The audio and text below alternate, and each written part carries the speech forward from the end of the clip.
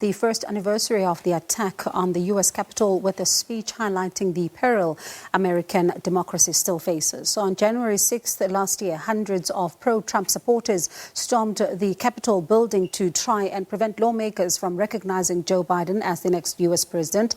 A year on, polls show that America remains divided, with many still believing that the presidential election was rigged, as Nick Harper reports from Washington.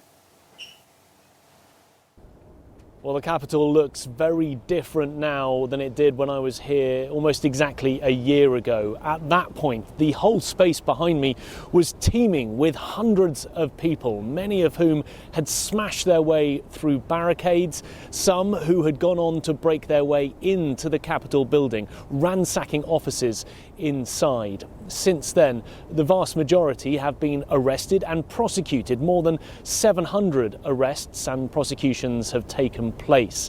And for those who pleaded guilty, they've already started to be sentenced. One person was sentenced just last week to a jail term of 5 years for throwing a fire extinguisher at police. Those who pleaded not guilty, their trials are due to get underway from next month. Then on top of that, there's also the congressional inquiry. Lawmakers are investigating whether President Donald Trump and his inner circle knew about the attack before it took place. So Congress and the courts are continuing to deal with the aftermath of what took place here a year ago. And on top of that, President Biden is trying to make good on his promise to unite the country. That certainly hasn't happened so far. A couple of polls out in just the last week show that more than 70% of Republicans believe Trump's false claims that the election was stolen from him. And more than 50% of Republicans believe that the rioters here a year ago were protecting democracy.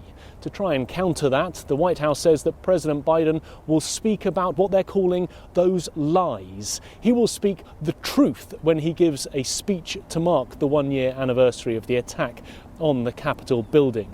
We're told that he'll also warn about the peril that voting rights and democracy continues to face. Democrats point to a number of laws that have been introduced in Republican-led states that limit access to voting. President Biden will say that democracy is therefore still under threat and legislation needs to be passed. The Democrats are trying to get it through the Senate that will counter some of those new laws. Meanwhile, the FBI says it's received no intelligence that we will see a repeat of what happened a year ago on the anniversary. They're saying that they have received no credible threats that violence is planned to mark the anniversary. Nick Harper, SABC News, Washington.